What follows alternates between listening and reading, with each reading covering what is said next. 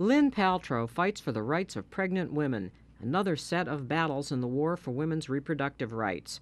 She's the founder and executive director of National Advocates for Pregnant Women. It uses litigation, education, and grassroots organizing to ensure that pregnant women's many health issues are treated as human rights and not as criminal cases.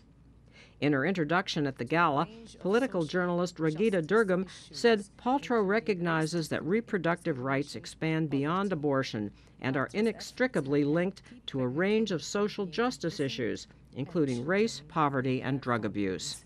Bold advocate, Lynn Paltrow.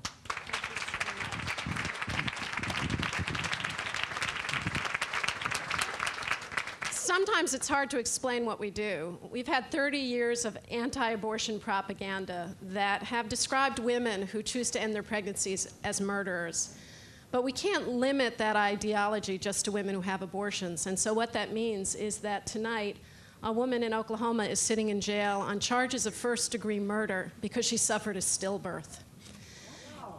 In South Carolina, a woman who suffered a stillbirth that was caused by an infection, but who also happened to be an addict who couldn't get help, was convicted of homicide by child abuse because they blamed her stillbirth on her drug use.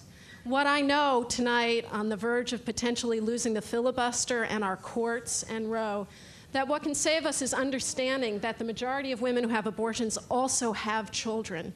And like all women who have children, they can be threatened by these anti-abortion laws. Amber Marlowe, a Christian fundamentalist, went to give birth to her 7th wanted child. Her doctor believed she needed a C-section. She said, "I've had 6 babies. I don't need one."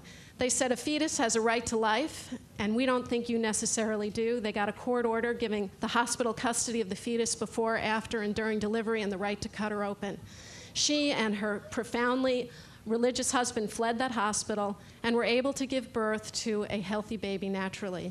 And that family that opposes abortion nevertheless marched with us last year in Washington for the March for Women's Lives because they too understand how devastating to women's humanity anti-abortion laws are.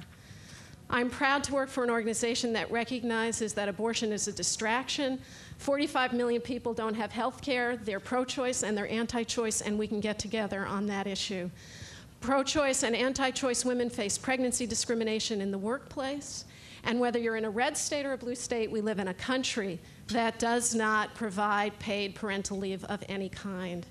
I'm proud to be here with, as a result of the great work of Women's eNews that can take us beyond the mire we're in, get us out because we care about families, because we have compassion, we have love, we have commitment, and we can not only be here, but in the streets when we need to be. Thank you. Lynn Paltrow, bold advocate indeed.